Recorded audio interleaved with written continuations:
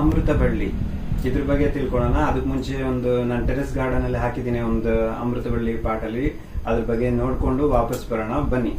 ಬನ್ನಿ ಆತ್ಮೀಯ ವೀಕ್ಷಕರೇ, ನಾನು ಅಮೃತ ಬಳ್ಳಿ ಅಂತ ಹೇಳ್ತಿದ್ನಲ್ಲ, ಅದನ್ನ ತೋರಿಸ್ತೀನಿ ಬನ್ನಿ. ಗಿಡ ನಾನು ಟೆರೆಸ್ ಅಲ್ಲಿ ಪಾಟಲ್ಲಿ ಹಾಕಿದ್ದೀನಿ, ಇಲ್ಲಿ ತೋರಿಸ್ತೀನಿ ಬನ್ನಿ. ನೋಡಿ, ಇದೇ ಅಮೃತ ಬಳ್ಳಿ ಗಿಡ. ಅಂದ್ರೆ ಬಳ್ಳಿ ತರ ಹಬ್ಕೊಳ್ಳುತ್ತೆ ನೋಡಿ. ಇದು ಹಾರ್ಟ್ ಶೇಪ್ ಅಲ್ಲಿ ಇರುತ್ತೆ. ಇದ್ರದ್ದು ಎಷ್ಟು ಪ್ರಾಮುಖ್ಯತೆ ಇದೆ ಅಂತ ನಾನು ನಿಮಗೆ ಮುಂದೆ ವಿಡಿಯೋನಲ್ಲಿ ಹೇಳ್ತೀನಿ.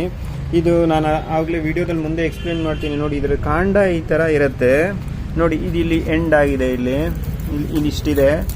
ಇದನ್ನು ಬೇಕಾದ್ರೆ ಇದಿಷ್ಟು ಕಟ್ ಮಾಡಿ ಇನ್ನೊಂದು ಕಡೆ ನೀವು ನೆಟ್ಟರೆ ಇದು ಮತ್ತೆ ಇನ್ನೊಂದು ಬಳ್ಳಿ ಆಗಿ ಉಟ್ಕೊಳ್ಳುತ್ತೆ.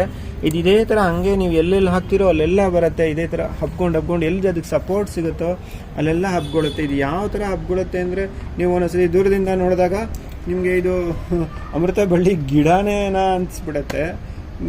ಈ ಥರ ಹರಡ್ಕೋತಾ ಹೋಗುತ್ತೆ. ಅಂದರೆ ಇದಕ್ಕೆ ಜಾಸ್ತಿ ನೀರೇನು ಬೇಕಿರಲ್ಲ, ಹಂಗೆ ಬೆಳ್ಕೋತಾ ಹೋಗುತ್ತೆ. ನಾನು ಇಲ್ಲೇನು ಮಾಡಿದ್ರೆ ಟೆರೆಸಲ್ಲಿ ಇಟ್ಟಿದ್ದೀನಿ.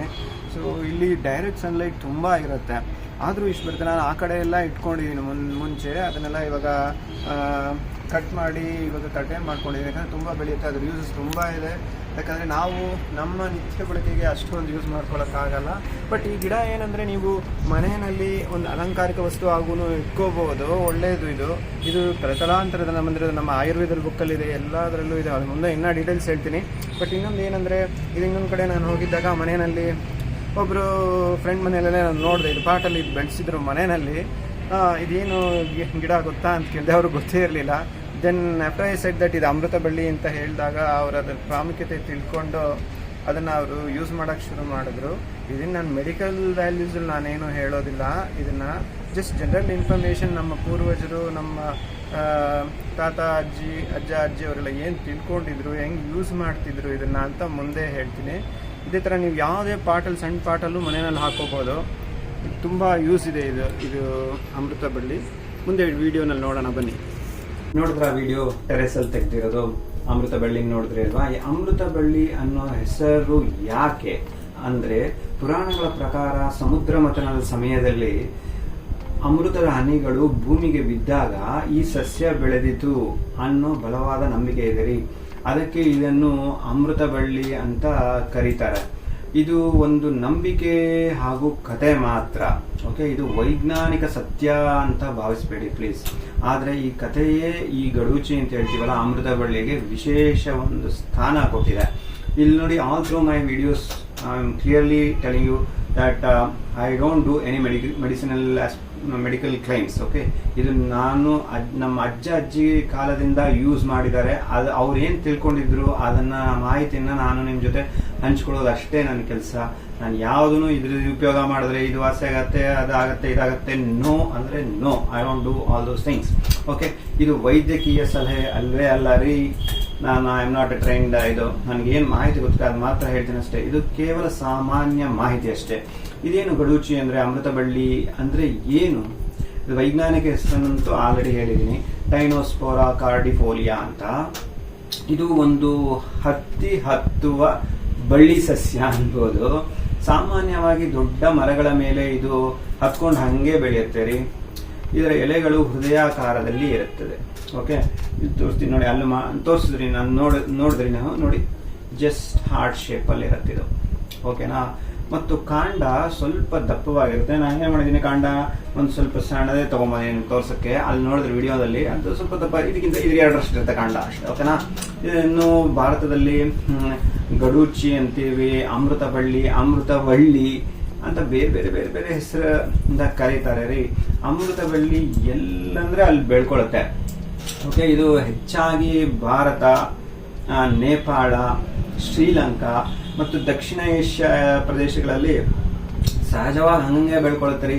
ಇದು ಬಿಸಿಲು ಸ್ವಲ್ಪ, ಮಳೆ ಕಡಿಮೆ ಸಾಕು, ಒಂಚೂರು ಕಾಳಜಿ ಇದ್ರೆ ಸಾಕು, ಇವೆಲ್ಲದರಲ್ಲಿ ಹಂಗಂಗೆ ಬೆಳ್ಕೊಂಡ್ಬಿಡುತ್ತೆ ಇದು. ಓಕೆ, ಅದಕ್ಕೆ ಗ್ರಾಮೀಣ ಪ್ರದೇಶಗಳಲ್ಲಿ ಇದು ಸಹಜವಾಗಿ ಹಂಗೆ ಕಾಣಿಸ್ತಾ ಇರುತ್ತೆ ನಿಮಗೆ. ಪ್ರೊವೈಡೆಡ್ ನೀವು ಇದನ್ನ ನೋಡಿ ಇದ್ರ ಬಗ್ಗೆ ತಿಳ್ಕೊಂಡಿದ್ರೆ ಇದು ಅಮೃತ ಬಳ್ಳಿ ಅಂತ ನೀವು ಕಟ್ ಮಾಡ್ಬಿಡ್ತೀರಾ. ಎಲ್ಲೋ ವೀಕೆಂಡ್ ಅಲ್ಲಿ ಹೋಗ್ತಿರ್ತೀರಾ, ಎಲ್ಲೋ ಸ್ಟಾಪ್ ಮಾಡ್ತೀರಾ, ಎಲ್ಲ ಅಮೃತ ಬಳ್ಳಿ ಇದೆ ಅಂತ ನೀವು ರೆಕಗ್ನೈಸ್ ಮಾಡಬಹುದು. ಓಕೆ, ಅಮೃತ ಬಳ್ಳಿ ಸಸ್ಯದ ವಿಶೇಷ ಲಕ್ಷಣಗಳು ಏನು ಇಂಟ್ರೆಸ್ಟಿಂಗ್ ಫೀಚರ್ಸ್ ಅಂತೀವಲ್ಲ ಅದೇನು ತಿಳ್ಕೊಳ್ಳೋಣ ಬನ್ನಿ. ಎಲೆಗಳು ಹೃದಯ ಆಕಾರದಲ್ಲಿ ಇರುತ್ತೆ, ಆಲ್ರೆಡಿ ನಾನು ತೋರಿಸಿದ್ದೀನಿ. ಕಾಂಡದ ಒಳಭಾಗ ಸ್ವಲ್ಪ ರಸದಿಂದ ಕೂಡಿರುತ್ತೆ ರೀ.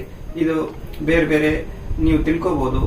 ನಿಮ್ಮ ಗೊತ್ತಿರೋರ ಬಗ್ಗೆ ನಾನು ಹೇಳ್ಕೋಗಲ್ಲ, ಆಯುರ್ವೇದ ಡಾಕ್ಟರ್ ಇರ್ಬೋದು, ಯಾರಿರ್ಬೋದು, ಅದ್ರ ಬಗ್ಗೆ ತಿಳ್ಕೊಬೋದು. ಇದ್ರದ್ದು ವಿಶೇಷ ಅಂತ ಹೇಳ್ಬೋದು. ಆಮೇಲೆ ಮಳೆಗಾಲದಲ್ಲಿ ಸಣ್ಣ ಹೂಗಳು ಬರುತ್ತೆ ಇದರಿಂದ ನೋಡಿದ್ರೆ ವಿಡಿಯೋದಲ್ಲಿ ಅದೇನಾಗುತ್ತೆ. ಆಮೇಲೆ ಕ್ರಮೇಣ ಅದು ಕೆಂಪು ಹಣ್ಣು ತರ ಕಾಣುತ್ತದು.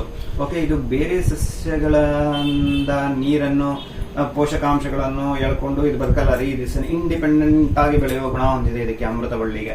ಓಕೆ, ಇದೇನು ಗೊತ್ತಾ, ಹಿತ್ತಲಲ್ಲಿ ಅಮೃತಬಳ್ಳಿ ಅಂತ ಜನರಲ್ ಆಗಿ ಹಿಂದೆ ಹೇಳ್ತಾ ಇದ್ರು.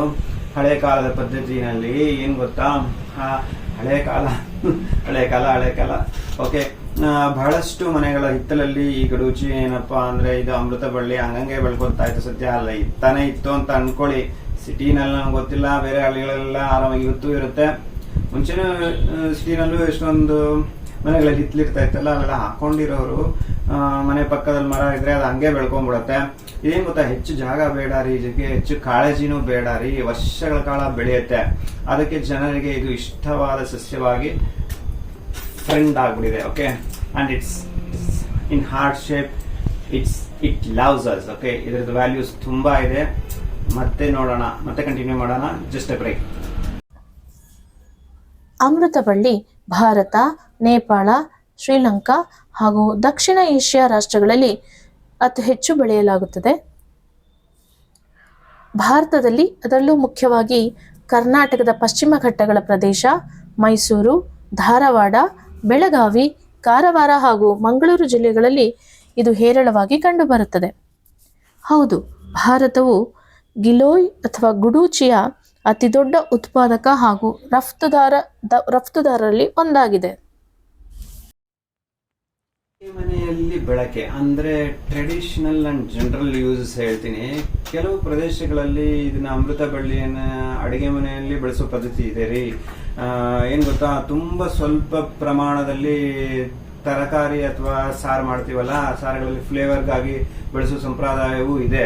ಕೆಲ ಕಡೆ ಕೇಳಿದೀನಿ. ಓಕೆ, ಇದು ಸ್ವಲ್ಪ ಕಹಿ ರುಚಿ ಇರುತ್ತೆ. ಓಕೆ, ಸ್ವೀಟ್ ಅನ್ಕೊಂಡ್ಬಿಡಿ, ತುಳಸಿ ಎಳೆ ತಿಂದಂಗೆ ಕಹಿ ರುಚಿ ಇರೋದ್ರಿಂದ ಇದು ಇತರ ಪದಾರ್ಥಗಳ ಜೊತೆ ಮಾತ್ರ ಬಳಸ್ತಾರೆ. ಓಕೆ, ಅದನ್ನ ಕೇಳ್ಕೊಳ್ಳಿ. ಹಳೆಯ ಕಾಲದಲ್ಲಿ ಅಜ್ಜಿ ಕಾಲದ ಮನೆಗಳಲ್ಲಿ ಇದು ತಿಳಿದಿರೋ ಪದ್ಧತಿ ಆಗಿತ್ತು. ಓಕೆನಾ, ಹಾಗೇನ್ ಮತ್ತೆ ಹೇಳ್ತಾನೆ, ಇದು ವೈದ್ಯಕೀಯ ಸಲಹೆ ಅಲ್ವೇ ಅಲ್ಲಪ್ಪ, ಇದು ಕೇವಲ ಸಾಂಪ್ರದಾಯಿಕ ಮಾಹಿತಿ ಮಾತ್ರ, ವೈದ್ಯಕೀಯ ಸಲಹೆ ಏನು ಕೊಡ್ತಾ ಇಲ್ಲ. ಇದು ಇನ್ನೊಂದೇನಂದ್ರೆ, ಇವಾಗ ಹಂಚ್ಕೊಳ್ಳೋಣ, ವೈದ್ಯಕೀಯ ಸಂಶೋಧನೆಯಲ್ಲಿ ಕಂಡು ಬಂದಿರುವ ಮಾಹಿತಿ ಜನರಲ್ ಇನ್ಫಾರ್ಮೇಶನ್ ಅಷ್ಟೇ. ಓಕೆ, ಇಲ್ಲಿ ಹೇಳಲಾಗುವ ವಿಷಯಗಳು ಅಧಿಕೃತ ವೈದ್ಯಕೀಯ ಸಂಶೋಧನೆಗಳಲ್ಲಿ ವರದಿಯಾದ ಮಾಹಿತಿ ಮಾತ್ರ. ಇದು ಚಿಕಿತ್ಸೆ ಅಥವಾ ವೈದ್ಯಕೀಯ ಸಲಹೆ ಅಲ್ವೇ ಅಲ್ಲ. Okay, just I am sharing the information what I have read. ಇದು ಟೈನೋಸ್ಪೋರಾ ಕಾರ್ಡಿಫೋಲಿಯಾ ಸಸ್ಯದಲ್ಲಿ ವಿವಿಧ ಸಕ್ರಿಯ ಸಂಯುಕ್ತಗಳಿರ್ತವೆ. ಓಕೆನಾ, ಏನಂದ್ರೆ ಆಲ್ಕಲಾಯ್ಡ್ಸು, ಫ್ಲಾವನಾಯ್ಡ್ಸು, ಆಮೇಲೆ ಇನ್ನ ಎಷ್ಟೊಂದು ಇರೋದಾಗಿ ಸಂಶೋಧನೆಗಳಲ್ಲಿ ಸೂಚಿಸಿವೆ ಅಂತ ಹೇಳ್ತಾರೆ, ಓದಿನಿ. ಕೆಲವು ಅಧ್ಯಯನಗಳಲ್ಲಿ ಈ ಸಸ್ಯದ ಮೇಲೆ ಆಂಟಿ ಆಕ್ಸಿಡೆಂಟ್ ಮತ್ತು ಆಂಟಿ ಇನ್ಫ್ಲಮೇಟರಿ ಗುಣಗಳನ್ನ ಅಧ್ಯಯನ ಮಾಡ್ತಾ ಇದ್ದಾರೆ. ಪ್ರಯೋಗಾಲಯದ ಮಟ್ಟದಲ್ಲಿ ಸಂಶೋಧನೆಗಳು ಇದು ಆಂಟಿ ಮೈಕ್ರೋಬಿಯಲ್ ಆಕ್ಟಿವಿಟಿ ಬಗ್ಗೆ ಎಲ್ಲ ಚೆಕ್ ಮಾಡ್ತಾ ಇದ್ದಾರೆ. ಓಕೆ, ಸಂಶೋಧಕರು ಇದನ್ನು ದೇಹದ ಸಹಜ ರಕ್ಷಣಾತ್ಮಕ ವ್ಯವಸ್ಥೆಯೊಂದಿಗೆ ಸಂಬಂಧಿಸಿ ಅಧ್ಯಯನ ಕೂಡ ಮಾಡ್ತಾ ಇದ್ದಾರೆ ರೀ. ಏನ್ ಗೊತ್ತಾ, ಈ ಎಲ್ಲ ಅಂಶಗಳು ಶಾಸ್ತ್ರೀಯ ಅಧ್ಯಯನಗಳಲ್ಲಿ ಕಂಡು ಬಂದ ಮಾಹಿತಿ ಅಷ್ಟೇ. ಓಕೆ, ವೈಯಕ್ತಿಕ ಆರೋಗ್ಯ ನಿರ್ಧಾರ ವೈದ್ಯಕೀಯ ಸಲಹೆಗಳಲ್ಲ ಇದು. ಓಕೆನಾ, ಸೊ ಏನಂದ್ರೆ ನನಗೆ ಹೇಳೋದಂದ್ರೆ, ಇದ್ರದ್ದು ಬಹಳ ಒಳ್ಳೆ ಉಪಯೋಗ ಇದೆ ಅಮೃತ ಬಳ್ಳಿ ಬಗ್ಗೆ. ನೀವು ಇನ್ನಷ್ಟು ಹೆಚ್ಚಿಗೆ ತಿಳ್ಕೋಬಹುದು. ನಿಮ್ಗೆ ಆಗಾನ ಪರಿಚಯ ಇದ್ದವ್ರ ಹತ್ರ ಕೇಳಿ ಏನಿದ್ರ ರಿಯಲ್ ಯೂಸ್, ಏನೇನು ಉಪಯೋಗ ಇದ್ರದ್ದು ಅಂತ. ಇದೇನು ಗೊತ್ತಾ, ಇದು ಕೇವಲ ಒಂದು ಸಸ್ಯ ಅಲ್ಲ, ಅದು ಭಾರತೀಯ ಸಂಸ್ಕೃತಿಯ ಒಂದು ಭಾಗ. ನಾನು ಇದರ ಅರಿಶಿನದಲ್ಲೂ ನಾನು ಹೇಳಿದ್ದೆ, ಇದು ಭಾರತೀಯ ಸಂಸ್ಕೃತಿಯ ಒಂದು ಭಾಗ ರೀ. ಏನ್ ಗೊತ್ತಾ, ಆಯುರ್ವೇದ ಗ್ರಂಥಗಳಲ್ಲೂ ಇದರ ಉಲ್ಲೇಖ, ಪುರಾಣ ಕಥೆಗಳಲ್ಲೂ ಬಂದಿದೆ. ಗ್ರಾಮೀಣ ನಂಬಿಕೆಗಳಲ್ಲಿ ಮಹತ್ವ, ಅನೇಕ ಮನೆಗಳಲ್ಲಿ ಇದು ಶುಭ ಸೂಚಕ ಅಂತ ಸಸ್ಯ ಅಂತಾನೂ ಭಾವಿಸಿದ್ದಾರೆ ರೀ. ಇದು ಸಂಸ್ಕೃತಿ, ನಂಬಿಕೆ ಮತ್ತು ಪ್ರಕೃತಿ ಒಂದು ಸಂಯೋಜನೆ ಅಂತ ನಾವು ಹೇಳ್ಬೋದು. ಓಕೆ, ಇದು ಏನಂದ್ರೆ ನಾನು ಹೇಳಿದ್ನಲ್ಲ, ಅಲ್ಲಿ ವಿಡಿಯೋದಲ್ಲಿ ಹೇಳಿದ್ನಲ್ಲ, ಇದು ಎಷ್ಟೋ ಜನ ಗೊತ್ತೇ ಇರಲ್ಲ. ಅಲಂಕಾರವಾಗಿ ಪಾಟಲ್ಲಿ ಹಾಕೊಂಡಿರ್ತಾರೆ. ಏನು ಗೊತ್ತಾ, ಏನಂದ್ರೆ ಮನೆಯಲ್ಲಿ ಒಂದು ವ್ಯಾಲ್ಯೂಯಬಲ್ ಪ್ಲಾಂಟ್ ಇರುತ್ತೆ, ಇದು ಬಳ್ಳಿ ಹಾಕೊಂಡಿರ್ತಾರೆ. ಅದ್ರ ಬಗ್ಗೆ ಏನು ಇನ್ಫಾರ್ಮೇಶನ್ ಎಕ್ಸ್ಟ್ರಾ ಗೊತ್ತೇ ಇರಲ್ಲ. ಇದನ್ನ ತಿಳ್ಕೊಳ್ಳಿ. ಅಂಡ್ ನೀವು ಇದೊಂಥರ ಸೊಪ್ಪು ಥರನೇ ನೀವು ಯೂಸ್ ಮಾಡ್ಬೋದು. ಬಟ್ ಇದ್ರ ಕೆಲವು ಉಪಯೋಗ ಮಾಹಿತಿಗಳಿರೋದ್ರಿಂದ ಸ್ವಲ್ಪ ಹೆಚ್ಚಿಗೆ ತಿಳ್ಕೊಂಡು ಯಾರ ಜೊತೆ ಕೇಳಿ ಇದನ್ನ ಬಳಸ್ಕೊಳ್ಳಿ. ಓಕೆ, ಇದೇನಂದ್ರೆ ನಿಮ್ಗೆ ಜಾಸ್ತಿ ನೀರು ಹಾಕ್ಬೇಕಾಗಿಲ್ಲ. ನೀವು ಪಾಟಲ್ಲಿ ಹಾಕಿದ್ರೆ ಒಂದ್ ಕಡೆ ಹಾಕ್ಬಿಟ್ಟು ನೀವು ಬಿಟ್ಬಿಟ್ಟು ಜಸ್ಟ್ ಒಂದು ಸ್ಟಿಕ್ ಒಂದು ನೆಟ್ಬಿಟ್ಟು ಅದಕ್ಕೆ ಕಟ್ಟಿದ್ರೆ ಅದ್ರ ಪಾಡಿಗೆ ಅದು ಬೆಳ್ಕೊಳ್ತಾ ಇರುತ್ತೆ. ನೀವು ತಿಳ್ಕೊಂಡು ಅದನ್ನ ಯೂಸು ಮಾಡ್ಬೋದು. ಓಕೆ, ಇದು ವೈದ್ಯಕೀಯ ಸಲಹೆ ಅಲ್ಲ, ಮತ್ತೆ ಹೇಳ್ತಾ ಇದೀನಿ, ಕೇವಲ ಮಾಹಿತಿ ಹಂಚಿಕೆಯಷ್ಟೇ. ಈ ವಿಡಿಯೋ ನಿಮಗೆ ಇಷ್ಟವಾದರೆ ಲೈಕ್ ಮಾಡಿ, ಶೇರ್ ಮಾಡಿ, ಸಬ್ಸ್ಕ್ರೈಬ್ ಮಾಡಿದರೆ ಧನ್ಯವಾದಗಳು. ಮತ್ತು ಮುಂದಿನ ಇಂಟ್ರೆಸ್ಟಿಂಗ್ ವಿಷಯಗಳಿಗೆ ಬಂದು ಮತ್ತೆ ಭೇಟಿ ಆಗೋಣ. ಏನೋ ಸ್ವಲ್ಪ ನಿಮಗೆ ಜೊತೆ ಶೇರ್ ಮಾಡಬೇಕು ಅಂತಿತ್ತು, ನಾನು ಜಸ್ಟ್ ಇನ್ಫಾರ್ಮೇಶನ್ ಶೇರ್ ಮಾಡಿದೆ. ಯಾಕಂದ್ರೆ ಇದು ನಮ್ಮ ಮನೆಯಲ್ಲೇ ಹಾಕೋಬಹುದ್ರಿ. ಇದು ಅಮೃತ ಬಳ್ಳಿ, ಪ್ಲೀಸ್ ಹಾಕೊಳ್ಳಿ. ಎಲ್ಲ ಸಿಕ್ಕರೆ ನರ್ಸರಿಗೆ ಹೋಗಿ ಅವ್ರನ್ನ ಕೇಳಿ, ರಿಯಲ್ ಆಗಿ ಅಮೃತ ಬಳ್ಳಿ ಒರಿಜಿನಲ್ ಪ್ಲಾಂಟ್ ಇದೆಯಾ ನಿಮ್ಮ ಹತ್ರ ಅಂತ ಕೇಳಿ ದೆನ್ ತಗೊಂಡ್ ಬಂದು ಇಟ್ಕೊಳ್ಳಿ. ಓಕೆನಾ? ಅಂಡ್ ಇನ್ನೊಂದು ಏನಂದ್ರೆ, ನಿಮ್ಮ ಆತ್ಮೀಯರಿಗೂ ಎಲ್ಲರಿಗೂ ಹೇಳಿ ಚಾನಲ್ ಸಬ್ಸ್ಕ್ರೈಬ್ ಮಾಡ್ಕೊಳ್ಳಲು. ಓಕೆ, ಆಮೇಲೆ ನಾನು ಲಾಸ್ಟಲ್ಲಿ ಪ್ರತಿ ವಿಡಿಯೋಲ್ಲೂ ಹೇಳ್ತೀನಿ, keep smiling, stay healthy and strong, and remove the stress out from your mind. Thanks and bye.